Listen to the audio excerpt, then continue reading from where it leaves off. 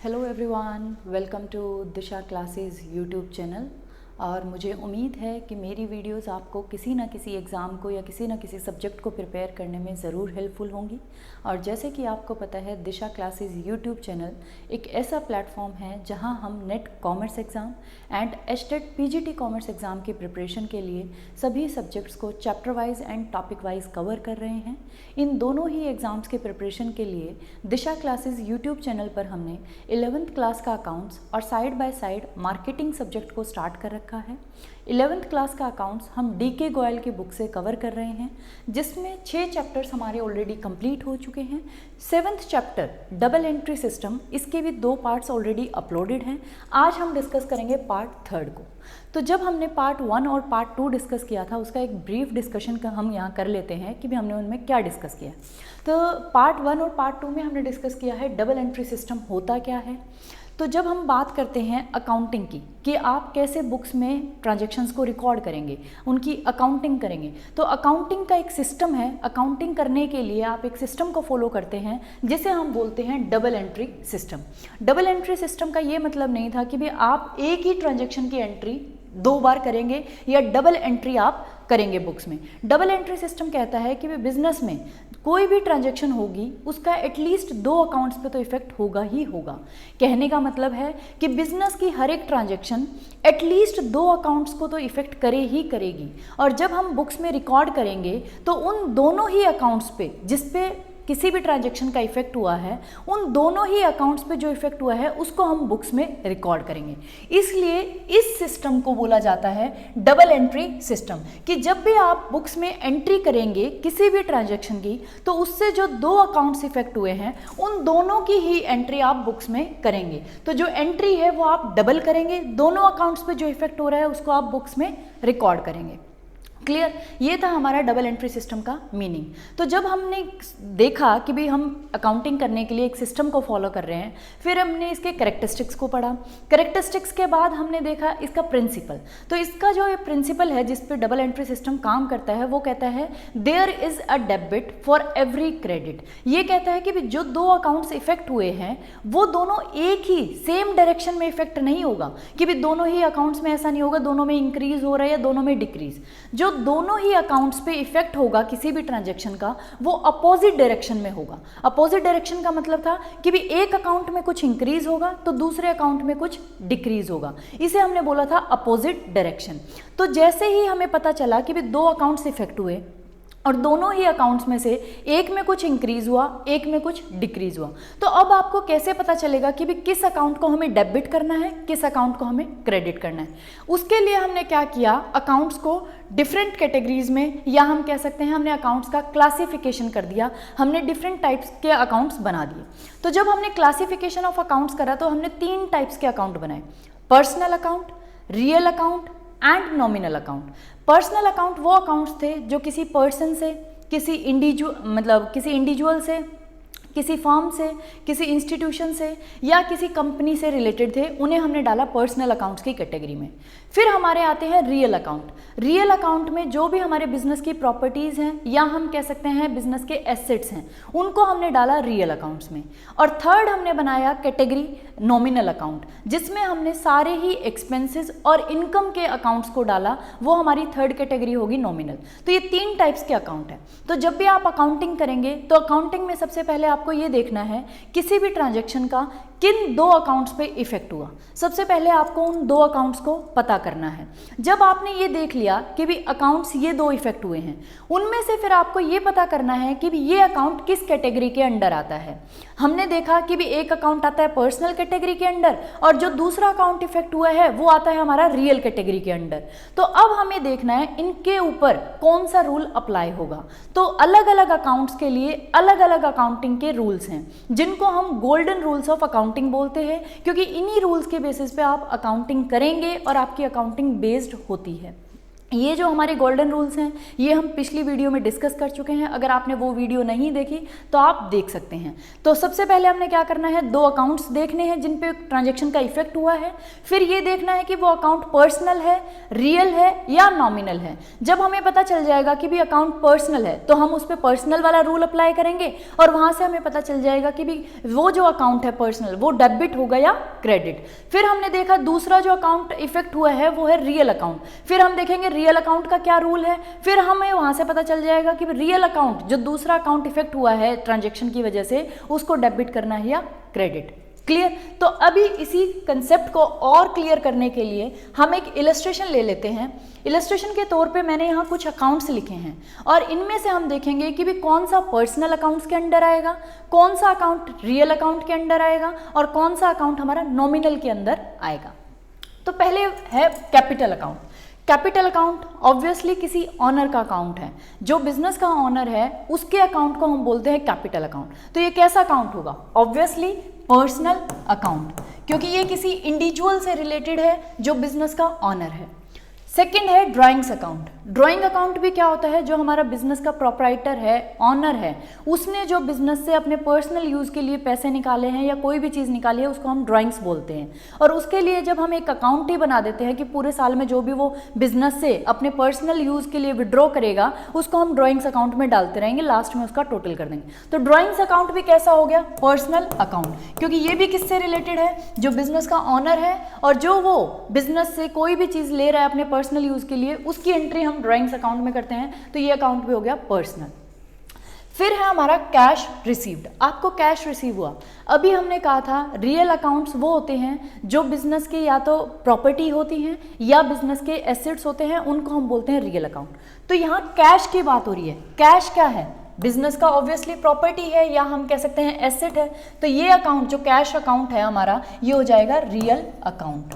इस पे जब भी किसी भी ट्रांजैक्शन में कैश अकाउंट इन्वॉल्व होगा तो आपको रियल अकाउंट का उस पर रूल अप्लाई करना पड़ेगा। रियल अकाउंट का जो रूल है वो देखना पड़ेगा कि भी कैश आ रहा है या जा रहा। Furniture account. फर्नीचर भी क्या है? बिजनेस का एसेट है या बिजनेस की प्रॉपर्टी है। तो ये भी हमारा क्या हो गया? Real account. फिर है सेल्स अकाउंट। सेल्स से हमारे पास पैसा आता है। सेल्स हमारी क्या है? इनकम। तो हमने बात करी थी कि जितने भी हमारे एक्सपेंसेस होते हैं या हमारी इनकम्स होती हैं, इन दोनों से रिलेटेड अकाउंट्स को हमने किस कैटेगरी में डाला था? नॉमिनल अकाउंट्स की कैटेगरी में। तो सेल्स अकाउंट हमारा हो जाएगा नॉमिनल अकाउंट। तो जो नॉमिनल अकाउंट का रूल है उसको हम सेल्स वाले अकाउंट पे अप्लाई करेंगे। Salary account. सैलरी क्या है? हमारा एक्सपेंस। तो एक्सपेंस अकाउंट किस में आते हैं? नॉमिनल में। तो ये भी हमारा क्या हो जाएगा? Nominal account. नेक्स्ट है डेटर्स अकाउंट। डेटर्स कौन होते हैं? जिनसे बिजनेस को पैसा लेना है, मींस जिसको हमने उधार पे माल दे रखा है या लोन वगैरह हमने बिजनेस ने प्रोवाइड करवा रखा है किसी बंदे को, तो उसको हम बोलते हैं ये बिजनेस का क्या है? डेटर। तो डेटर क्या है? एक पर्सन का अकाउंट है, किसी भी पर्सन का जिससे बिजनेस ने पैसे लेने हैं। तो ये भी कैसा हो गया? Personal account. नेक्स्ट है salary outstanding account. Salary outstanding जब हमने पिछला टॉपिक डिस्कस किया था पार्ट 2, उसमें हमने डिस्कस किया था जब किसी भी नॉमिनल अकाउंट, नॉमिनल मतलब किसी भी एक्सपेंस या किसी भी इनकम अकाउंट के साथ प्रीफिक्स या सफिक्स लग जाएगा, आगे कोई वर्ड लग जाएगा या पीछे कोई वर्ड लग जाएगा, तो वो क्या बन जाएगा? पर्सनल अकाउंट बन जाएगा, वो नॉमिनल नहीं रहेगा। तो अब ये सैलरी क्या था? एक्सपेंस था, एक नॉमिनल अकाउंट था, लेकिन इसके साथ अब आउटस्टैंडिंग वर्ड लग गया। मींस ये एक ग्रुप को या एक पर्सन को रिप्रेजेंट कर रहा है जिसकी सैलरी अभी आउटस्टैंडिंग है, हमने दी नहीं। तो ये हमारा कैसा हो जाएगा? Personal account. नेक्स्ट है कैश पेड। तो कैश क्या है? बिजनेस का एसेट है या बिजनेस की प्रॉपर्टी है, तो ये हमारे आ जाएंगे रियल अकाउंट में। Patents account. पेटेंट क्या होता है? बिजनेस का एसेट होता है, राइट होता है, एक प्रॉपर्टी होती है, तो ये भी हमारा क्या हो जाएगा? Real account. नेक्स्ट है बैड डेब्ट्स रिकवर्ड।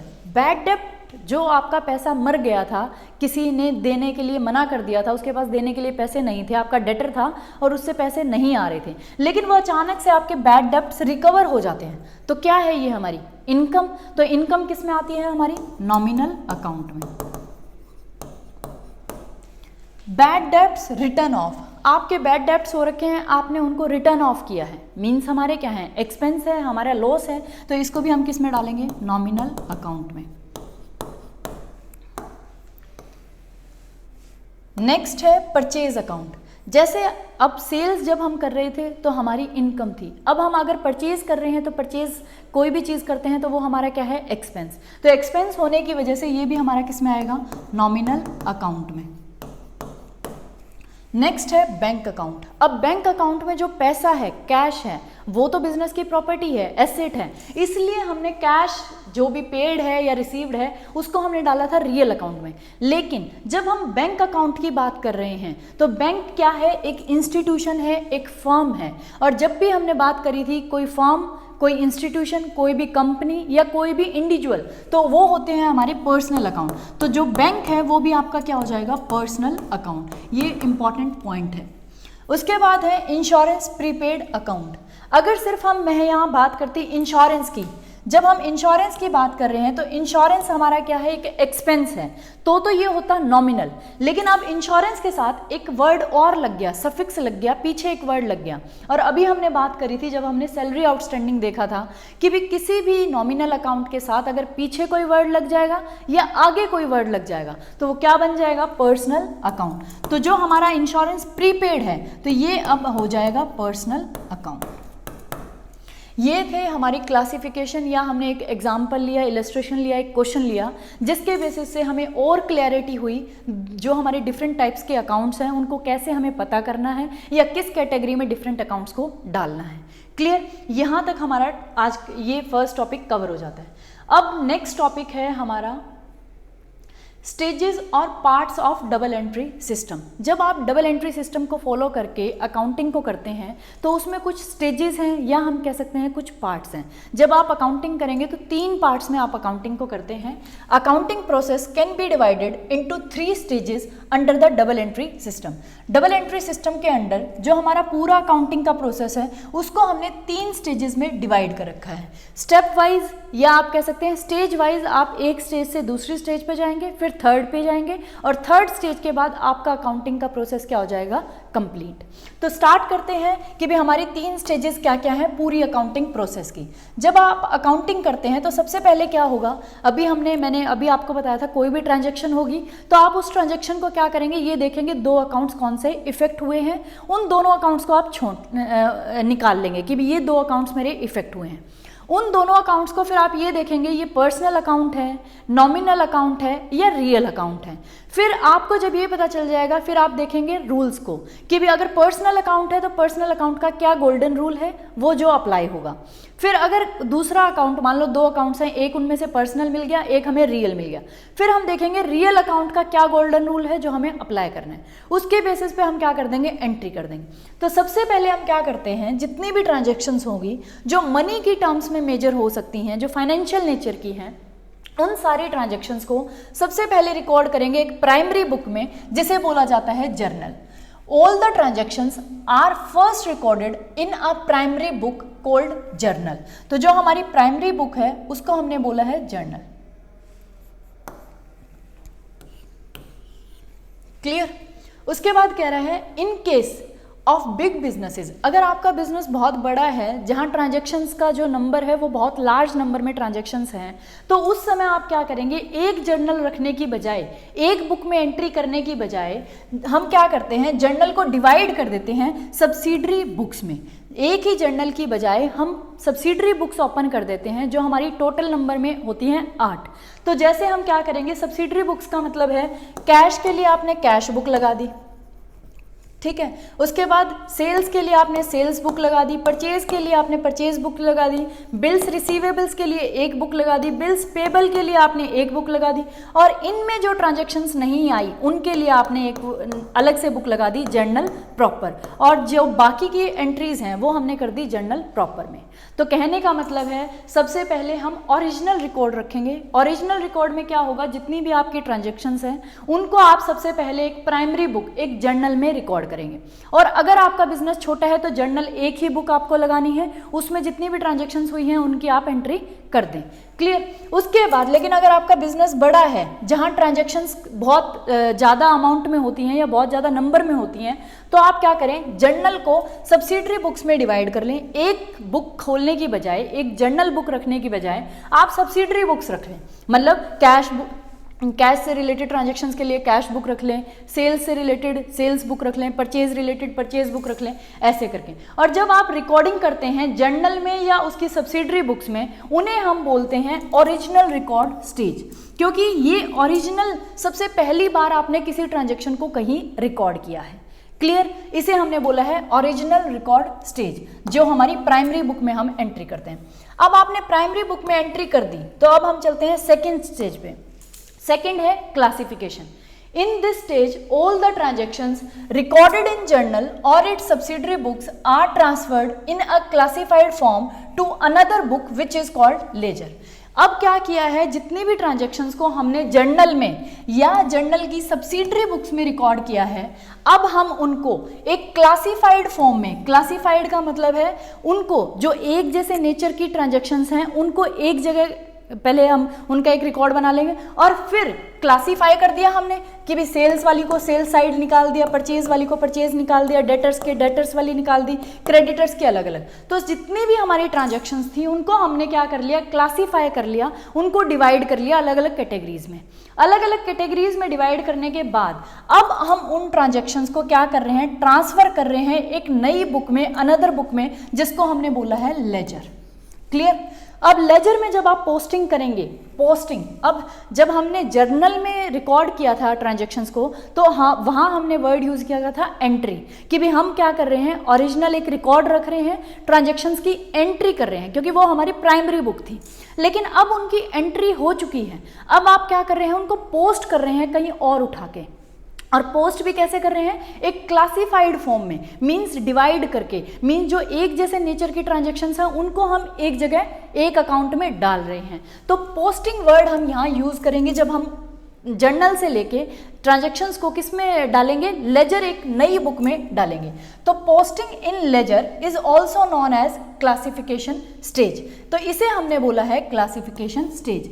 जब हम जर्नल जो हमारी प्राइमरी बुक होती है उसमें ट्रांजैक्शंस की एंट्री करते हैं तो उसे हमने बोला था और उसे ओरिजिनल रिकॉर्ड स्टेज। लेकिन जब हम जर्नल या उसकी सब्सिडरी बुक से ट्रांजैक्शंस को उठा के एक क्लासिफाइड फॉर्म में, मींस उनकी अलग अलग कैटेगरीज बना के एक जैसी ट्रांजैक्शंस को एक ही अकाउंट में जब पोस्ट करते हैं नई बुक में जिसका नाम है लेजर, तो हमने उसे उस स्टेज को बोला है क्लासिफिकेशन स्टेज। क्लासिफिकेशन का मतलब है आप क्या करें, मान लो जब आपने एंट्री करी जर्नल में, आपका बिजनेस छोटा है, तो हमने क्या किया, एक जर्नल बुक ली, उसमें सारी एंट्रीज कर दी, यहाँ परचेज की भी, सेल्स की भी, डेटर्स की भी, क्रेडिटर्स की, आपने सैलरी पे करी, आपकी कमीशन आया, सो सारी एंट्री हमने यहाँ कर दी। लेकिन अब ये सारी एंट्री क्या है, मिक्स। अगर आपसे कोई पूछे कि भी इसमें से मुझे टोटल सेल्स बता दें, तो क्या आप सेल्स बता देंगे? नहीं, क्योंकि सेल्स जब हुई, मान लो वो 10 तारीख को भी हुई, फिर 15 तारीख को हुई, फिर 20 तारीख को हुई, और पूरे साल की सेल्स की मैं बात कर रही हूँ, तो पूरे साल में ये देखें कितनी बार सेल्स हुई होगी। तो आपको हर एक पेज को देखना पड़ेगा, हर एक मतलब पूरी बुक को छानना पड़ेगा, और तब भी आप टोटल करने में मिस्टेक करेंगे।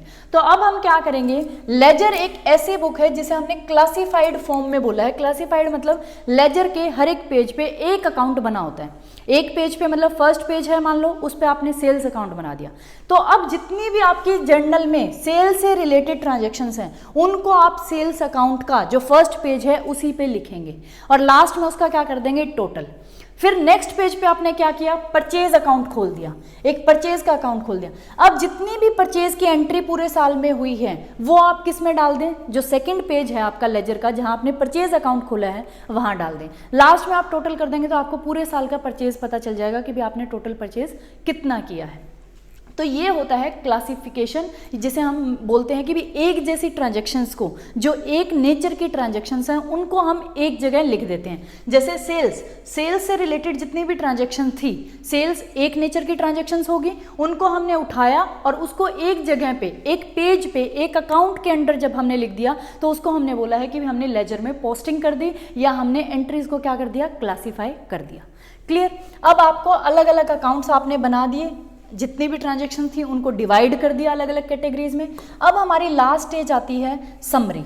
अब इनसे कोई फ़ायदा थोड़ी ना है, क्योंकि बिजनेस का जो मेन पर्पज़ है वो तो एट द एंड जब एक साल ख़त्म हो रहा है तो हमें ये पता होना चाहिए हमारे बिजनेस को प्रॉफिट हुआ या लॉस हुआ, या क्या हमारे बिजनेस की फाइनेंशियल पोजीशन है। तो हमें ये दो चीज़ें जाननी होती है। तो उसके लिए अब जो ये हमने पहले जर्नल में एंट्रीज करी, जर्नल के बाद हमने उनको लेजर में भी पोस्ट कर लिया, वहाँ से हमें पता चल गया टोटल सेल्स इतनी हुई है, टोटल प्रॉफिट इतना हुआ है, टोटल सैलरी एक साल में इतनी दी है, या टोटल एक्सपेंसेस ये हुए हैं। लेकिन अब हमें क्या करनी है, एक समरी तैयार करनी है, और उस समरी के बेसिस पे हम अपना प्रॉफिट एंड लॉस निकालेंगे साल का, और बिजनेस की जो फाइनेंशियल पोजीशन है, फाइनेंशियल पोजीशन मतलब क्या आज के टाइम पे बिजनेस की लाइबिलिटीज हैं, क्या उसके पास कैपिटल है, या क्या उसकी एसेट्स हैं, उनको हमें पता करना है। तो इस स्टेज को हमने बोला है समरी।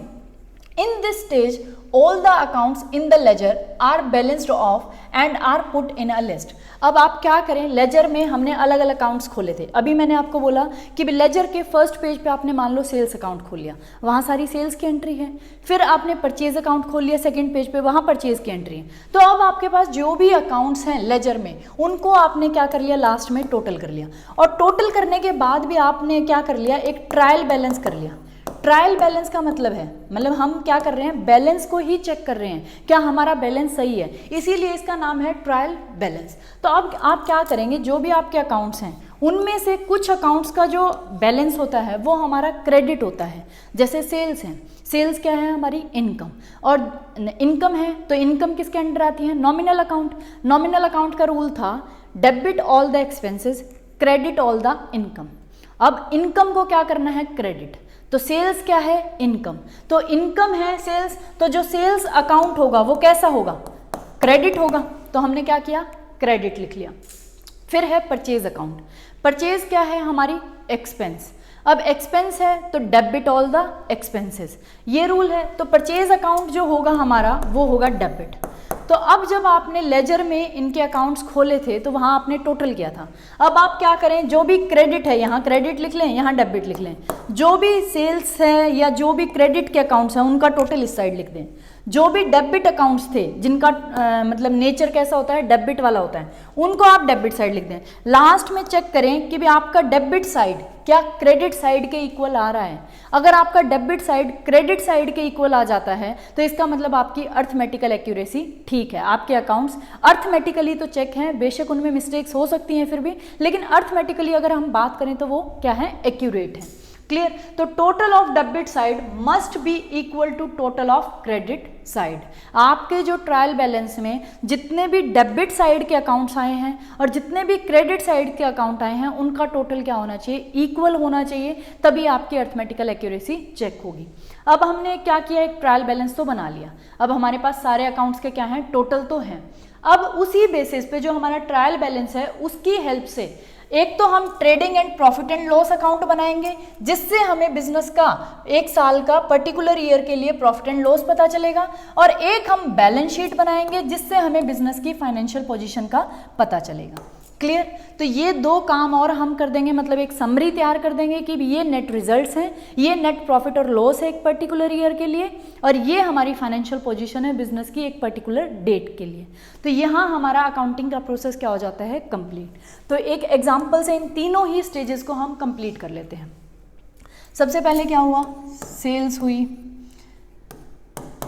4 सेल्स हुई, फिर परचेज हुई, या फिर हम ले लेते हैं सेल्स हुई, यहाँ कैश रिसीव्ड हुआ आपको, यहाँ परचेजेज हुई आपको, फिर दोबारा से सेल्स हुई, फिर दोबारा से परचेजेज हुई, फिर सैलरी पे करी, फिर आपने एक्सपेंसेस पे किए, फिर आपने रेंट पे किया, फिर दोबारा से सेल्स हुई, फिर दोबारा से क्या हुआ, दोबारा से आपकी क्या हुई, कैश आ गया आपके पास। तो ये आपके पास मान लो ट्रांजैक्शंस हुई। अब इन ट्रांजैक्शंस को आप इसी सीरीज में, मान लो ये 1 अप्रैल की है, ये 2 अप्रैल की, ये 3 के, ये 4 की, 5 की, आप डेट वाइज क्रोनोलॉजिकल ऑर्डर में, मींस डेट टू डे, आप क्या करेंगे, इन्हें जर्नल में रिकॉर्ड कर देंगे। हमने जर्नल में रिकॉर्ड कर दिया, लेकिन अब क्या है, ये पूरा एक मिक्सचर बना हुआ है। अब आपको अगर मैं बोलूँ कि भी सिर्फ मुझे सेल्स का टोटल बता दें, एक साल में कितनी सेल्स हुई, तो आप मुझे नहीं बता सकते।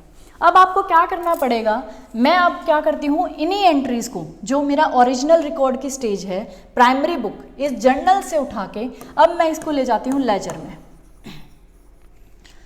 लेजर में ले जाने का मतलब है अब मैं क्या करती हूँ, यहाँ सेल्स का अकाउंट खोलती हूँ। सेल्स अकाउंट खोला, अब 1 2 3 ये तीनों ही एंट्रीज को यहाँ पुट कर देती हूँ और इसका क्या कर दूंगी, टोटल कर दूंगी। क्लियर। इसका टोटल करने के बाद अब मैं क्या करती हूँ, एक परचेज अकाउंट खोल लेती हूँ। अब परचेज की जो भी एंट्रीज हैं 1 2 एंट्रीज हैं, इनको यहाँ कर देती हूँ, इसका टोटल कर देती हूँ। क्लियर। अब मैंने अलग अलग अकाउंट्स बना लिए लेजर में और अलग अलग अकाउंट्स का टोटल कर लिया। अब जिस अकाउंट का जो भी नेचर है, जैसे सेल्स हमारी क्या है, इनकम, तो इनकम क्या होती है, क्रेडिट होती है, तो इसका बैलेंस कैसा आएगा, क्रेडिट बैलेंस। परचेज कैसी होती है, एक्सपेंस, तो एक्सपेंसेस का कैसा आता है, डेबिट, तो इनका बैलेंस आएगा डेबिट। अब इनका टोटल करने के बाद एक ट्रायल बैलेंस तैयार कर लेती हूँ। ट्रायल बैलेंस का मतलब है अब मैं क्या करती हूँ, यहाँ डेबिट लिख लेती हूँ, यहाँ क्रेडिट लिख लेती हूँ और यहाँ अकाउंट्स को डाल देती हूँ। अब सबसे पहले अकाउंट था मेरे पास सेल्स अकाउंट। सेल्स अकाउंट कैसा बैलेंस होता है, उसका क्रेडिट, तो यहाँ टोटल कर देती हूँ। फिर दूसरा अकाउंट था मेरे पास परचेज अकाउंट, उसका कैसा बैलेंस होता है, डेबिट, यहाँ कर देती हूँ। अब सारे अकाउंट्स की यहाँ एंट्री करने के बाद यहाँ कर लेती हूँ टोटल। तो मेरा जो ये डेबिट का टोटल है और जो ये क्रेडिट का टोटल है ये मस्ट बी इक्वल आना चाहिए, तभी मेरी अर्थमेटिकल एक्यूरेसी क्या होगी, चेक। अब ये बनाने के बाद अब इससे भी कोई रिजल्ट नहीं आया मेरे पास, मुझे ना तो ये पता चला सेल्स मतलब मेरी प्रॉफिट क्या है या लॉस क्या है या मेरी फाइनेंशियल पोजीशन क्या है। अब मैं क्या करूंगी, इसी ट्रायल बैलेंस की हेल्प से अब प्रॉफिट एंड लॉस अकाउंट बनाऊंगी। प्रॉफिट एंड लॉस अकाउंट में क्या करूंगी, इस साइड एक्सपेंसेस को डाल दूंगी, डेबिट ऑल द एक्सपेंसेस, ये साइड क्रेडिट है, क्रेडिट ऑल द इनकम्स। ये रूल अप्लाई होता है प्रॉफिट एंड लॉस पे, क्योंकि प्रॉफिट एंड लॉस हम किससे रिलेटेड बनाते हैं, इनकम एंड एक्सपेंसेस से रिलेटेड। तो इनकम एंड एक्सपेंसेस पे जो रूल अप्लाई होता है वो नॉमिनल अकाउंट का होता है, वो मैंने देख लिया। अब एक्सपेंसेस देखो, आपके पास रेंट था, सैलरी थी और उनके भी क्या थे। अब यहाँ जब आप इस ट्रायल बैलेंस में सैलरी का अकाउंट डालेंगे तो सैलरी एक्सपेंस है तो यहाँ मिलेगा, तो सैलरी का जो भी है आपका वो यहाँ डाल दे, रेंट का डाल दे, सबका, लास्ट में मुझे नेट प्रॉफिट एंड लॉस पता चल जाएगा। अब यहाँ तो मेरे आगे सारे नॉमिनल अकाउंट्स, क्योंकि प्रॉफिट एंड लॉस में हमारे आते हैं नॉमिनल अकाउंट्स, एक्सपेंस और इनकम वाले। अब हमारे बचे पर्सनल और रियल अकाउंट्स। रियल मतलब जो हमारे बिजनेस के एसेट्स हैं, प्रॉपर्टीज हैं, उनके अकाउंट्स। तो अब मैं उसके लिए क्या तैयार करूंगी, बैलेंस शीट। बैलेंस शीट में इस साइड कैपिटल एंड लाइबिलिटीज लिख दूंगी और इस साइड मेरे लिख दूंगी एसेट्स। तो एसेट्स में तो जो भी कैश है, फर्नीचर है, जितने भी मेरे पास एसेट्स हैं वो सारे अकाउंट्स का बैलेंस डाल दूंगी। इस साइड जो भी प्रोप्राइटर है, ओनर है, उसकी कैपिटल है या जो भी लाइबिलिटीज है उनको डाल दूंगी और लास्ट में इसका टोटल करूंगी जब मैं एसेट्स का और कैपिटल और लाइबिलिटीज का, तो इनका टोटल भी हमेशा क्या आएगा, इक्वल। अगर इसका बैलेंस शीट का दोनों साइड्स का इक्वल नहीं आता आपका टोटल, तो इसका मतलब आपने कहीं ना कहीं मिस्टेक करी है। तो ये था हमारा पूरा स्टेप या स्टेज हम कह सकते हैं अकाउंटिंग की, किन किन स्टेजेस को हम फॉलो करते हैं। और ये अगर आपको कोई भी डाउट होता है तो आप मुझे कमेंट बॉक्स में लिख सकते हैं। इसके बाद एक पार्ट और है इस चैप्टर का, जिसमें हम एडवांटेजेस पढ़ेंगे डबल एंट्री सिस्टम की, या हम डिसएडवांटेजेस देखेंगे डबल एंट्री सिस्टम।